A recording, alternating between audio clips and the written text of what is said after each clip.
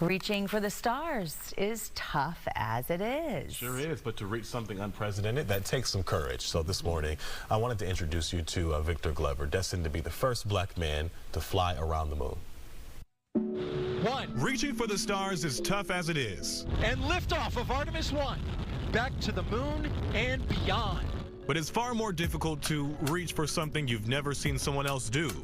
Yet somehow, Victor Glover is doing it. We stand on the shoulders of giants. Space is such a unique, interestingly complex thing to do well. Standing on the shoulders of legends like Mae Jemison, Guy Bluford, and Texas's own Bernard Harris, Glover is headed to space. But this time specifically, he'll be the first black man to fly around the moon.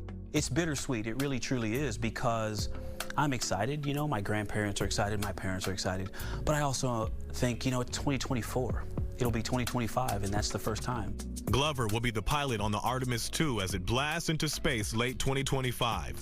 Alongside his three colleagues, Reed Wiseman, Christina Cox, and Canadian Space Agency astronaut Jeremy Hansen.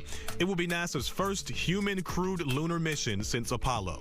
10-day mission around the moon to prove out the systems on the Orion spacecraft with humans on board so that our friends and colleagues can go work on the surface of the moon and around the moon in Artemis 3 and beyond. Here's Victor Glover. Glover, who was already the first black man to live on the International Space Station long term, never had dreams of being an astronaut or even a pilot at a young age. It wasn't until college when he met one of the only black faculty members on campus at California Polytechnic State. He's passed away since, Carl Wallace, Dr. Carl Wallace. He had on the Navy uniform. He was a reserve captain, which is the rank I am now.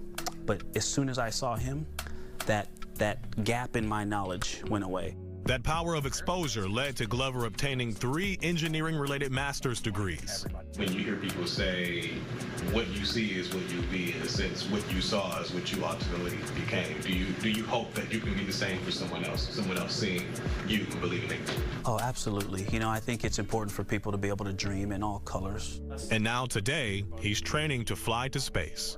We are all on this planet, all of equal value, and if the 8 billion of us want to have a chance of surviving and thriving here, we've got to learn to work together. And we, like this international collaboration led by the United States and NASA, is a shining example saying to humanity, look, we can work together. It was such an important and really fun conversation to have with them. Like I was saying, the term, the statement, what you see is what you be. Yeah. Oftentimes you have to see someone do something, or at least see someone try to do something, to then say, okay, I can do that, or I can, you know, I can at least attempt that. Well, and how nice for you to get to go out there, have that great conversation, and share it with us. Thank you for that.